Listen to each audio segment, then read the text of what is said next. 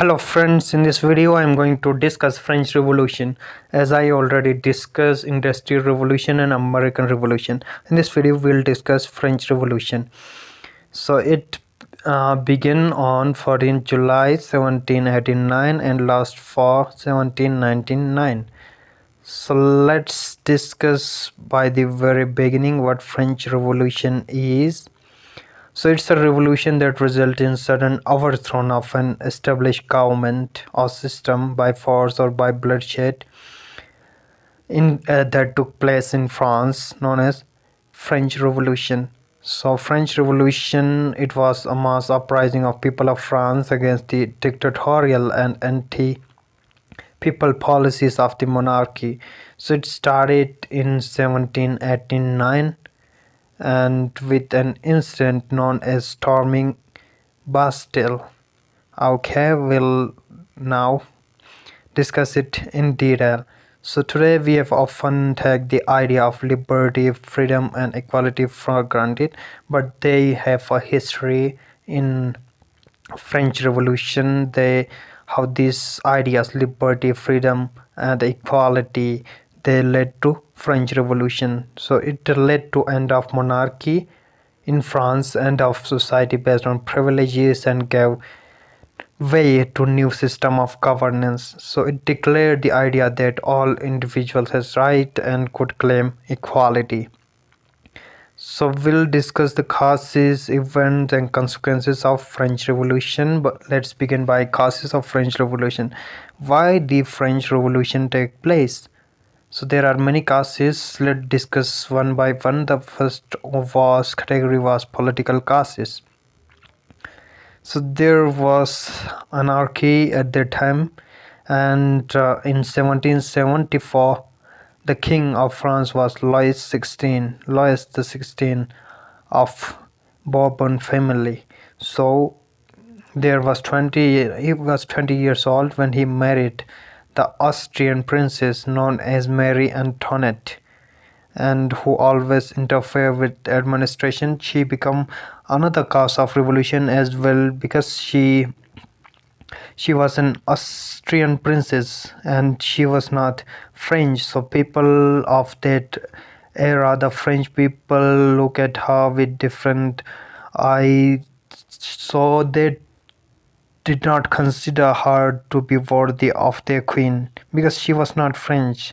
Okay, and her ways, the people of that era do not like the ways of this princess, this queen known as Marie Antoinette. So what actually happens, King Louis, he had maintained a huge army, built big extravagant courts and immense palaces by using the wealth of France, and the people get poor. So common people had no say in administration, and all bureaucratic posts were occupied by the aristocratic class. So there was a political body known as State Journal, to which three states sent their responses to discuss contemporary issues. So basically there are three categories or three states, you can say. These are clergy, nobility and peasantry. So we'll discuss them in detail as well. So however, the monarchy, the kingdom, it alone could decide what to call a meeting for its body, and so there was a complete hold of monarchy, and the people have no interference in administration or no rights to speak. Some social causes include the French society, as I already told you, divided into three states, that is clergy, nobility or peasantry, also known as common people. The members of first two class, clergy and nobility, they enjoy privileges by birth. However, the common people, the peasants, they made about, even they make more of the population, even 90% of population, but they have no privilege. Okay, so peasants were obliged to render free services to the lord, to work in his house and field, to serve in army or participate in building roads. This is the feudal pyramid of power of French society at that time. Here you see on the top there is the king, the monarchy who hold the power, and below the king the nobles come, and then after that the knights, the clergies, and then at the bottom you see the peasants, the common men. They were suppressed by the people above them. Okay, so injustice was there. That is a social cause, and now we'll see economic causes. French economy was based on the revenue that is generated from the land on feudal system. So it was the common people, peasants who work on farms to generate the revenue. The government charged with taxes from the third estate, the commoners.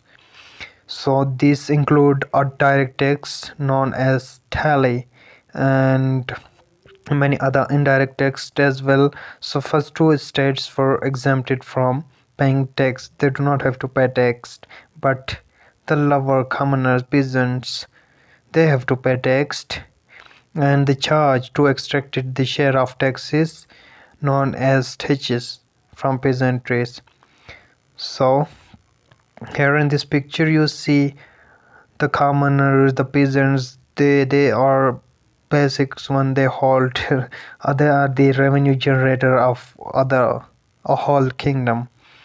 Okay, and useless wars become another cause because in 1776 France helped the Americans in American Revolution. They fight by the side of Americans, so this added more a billion leverage to a debt of 2 billion, which will reach 3 billion now. And so it's economically backward due to that participation in war and to meet its regular expenses such as cost of maintaining the army, court, running government offices. So it forced to increase the taxes, which is unfavorable for the people of France. So another cause become growing middle class. So the middle class, they were educated and believed that no group in society should be privileged by birth. Rather than person's social position must depend on the merit. They hold that idea. So these ideas demanded a society based on freedom, equal laws, and opportunities for all. So people get aware with the passage of time and they want their rights. Subsistence of crisis. So some causes of crisis include increase in population. The population of France rose to 28 million by in 1789, and this led to more demand of food. So crisis was there. This led to inflation. Inflation, the expenses, more expenses on food items or any items. So due to this increase of demand, which led to inflation or expenses, this bring a worse condition or whenever drought or hail reduce the harvest in France. So age of enlightenment become another cause of French revolution in 17th and 18th century. Age of enlightenment or sensibility, people get more rational and they sought logic and reasons. So important names include John Locke. In his two treatises of government, he sought to refute the doctrine of divine and absolute right of monarch. And another important name is Rousseau. So he proposed a form of government based on social contract between people and their representatives. So these ideas revolutionized the outlook of people and people get aware. So major events, we will discuss major events of French Revolution. The first one is session of the States Journal. So on May 1789, Louis the 16th king, who was the king at that time, he called together an assembly of States Journal in the hall of Versailles to pass proposals for new taxes. However, peasants, artisans, and women were denied entry into assembly. Even they have no rights to attend such a meeting. So members of third estate demanded that their voting now be conducted by assembly as a whole and where each member would have one vote. So the king rejected this proposal, and members of third state walk out of assembly in protest.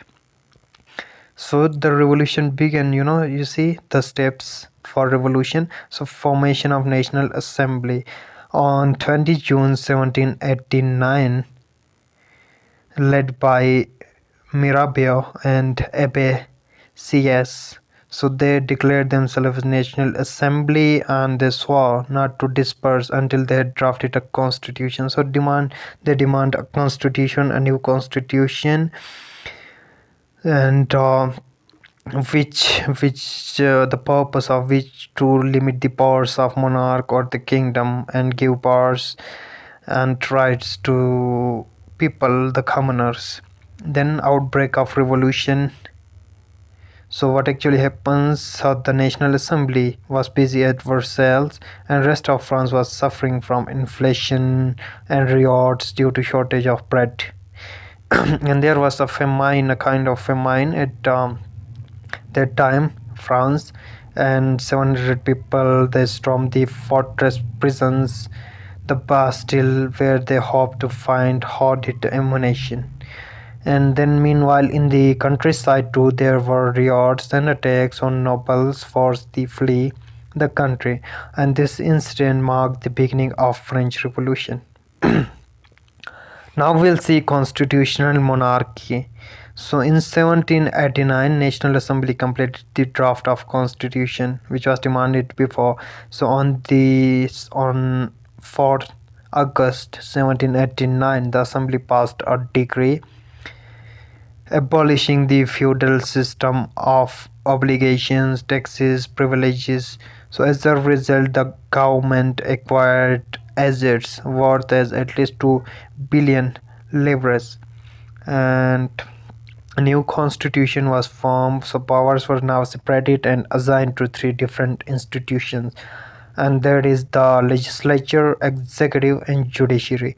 And the Constitution of 1791 vested powers to make laws in National Assembly, which was indirectly elected. Citizens voted for a group of electors, and who in return choose the assembly. And to qualify as an elector and then as a member of assembly, a man had to belong to a highest bracket of taxpayers. And the constitution began with declaration of the rights of men and citizens, and rights such as right to life, freedom of opinion, speech, equality before the law. So it was made the duty of state to protect each citizen's natural rights by birth. So declaration of the rights of men was there an important incident. So the sources of all powers reside in nation, and all citizens have the right to participate framing laws directly or indirectly, and all citizens are equal before law, and no man may be accused, arrested, or detained except in case determined by the law. And some more incidents during the revolutionary French Revolution include revolutionary wars. So, although Louis XVI had signed the constitution, he entered into secret negotiations with the King of Prussia and Austria to send troops to put down the events that had been taking place in France. And before this could happen, the National Assembly in 1792 declared war against Prussia and Austria. So the Revolutionary Wars against brought losses, economical difficulties, and crisis to the people, and worsened the situation in France, and rise of new revolutionary ideas among people. So some political clubs become important rally point for people who wish to discuss government policies, and most successful of these clubs was that of Jacobins under leadership of Maximilian Robespierre, and which got its name from the former convent of St. Jacob in Paris. And French Republic will see in 1972 the Jacobins means they revolted rebellion. It was a basically rebellion movement, and it stormed the palace of Tuileries and massacred the king's guard and held the king himself as hostage and imprisoned by assembly, and the Jacobins under the Robespierre won the elections, and 1792 Assembly abolished the monarchy, the kingdom, and declared France as republic under the Robespierre, and renamed Assembly as Convention. So in 1793, Louis XVI, who was the king, was guillotined publicly at the Place de la Concorde on the charge of treason, and the Queen Marie Antoinette met with the same fate shortly after, and then the kingdom was ended there. So rebellions, state policy, we'll see. So the government was established and head was Robespierre. Robespierre government issued laws placing a maximum ceiling on wages and rational meat, and peasants were forced to transport their grain to cities and sell it at prices fixed by the government, and churches were shut down and their buildings were converted into offices.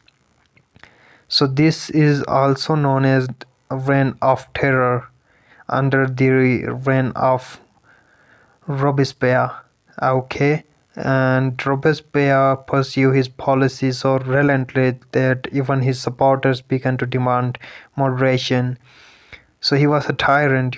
And finally, Robespierre was convicted by a court in July 1794, arrested, and next day he was sent to guillotine. And then what actually happens after that? The rule of directory. So the fall of Jacobin government allowed the wealthier middle class to seize the power, and it provided for two elected legislative councils and then appointed a directory and executive made of 5 members, and the political instability of directory paved the way for the rise of military director. His name was Napoleon Bonaparte. So now the rule of Napoleon started in France. So army executive under Louis XVI, Napoleon Bonaparte crowned himself as Emperor of France in 1804. As a modernizer, he set up to conquer the neighboring European countries, disposing dynasties and creating kingdoms.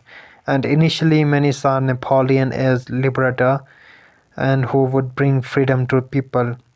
And he was finally defeated at Waterloo in 1815. And now we'll see the consequences of French Revolution. Okay, general consequences, abolition of slavery and role of women as well. We'll see these. So it abolished censorship, means the prohibition or the suppressions, the feudalism ended privileges, and the Declaration of the Rights of Men and Citizen guaranteed the freedom of speech, equality before law, and revolution inspired the people from all over the Europe and Asia. And abolition of slavery. In 1794, Jacobin regime abolished, slavery in French colonies, and 1804 Napoleon reintroduced it. So slavery was completely abolished, and slavery was finally abolished in French colonies 1848. And now role of women, we'll see from the very beginning women were active participants in revolution, and in order to discuss and voice their interest, women started their own 60 political clubs and newspapers. And during Jacobin regime, the government made schooling compulsory for all girls, and it was finally in 1946 that women in France won the right to vote. So that's all about French Revolution. Hope you understand. The notes are in the description. Thank you for watching.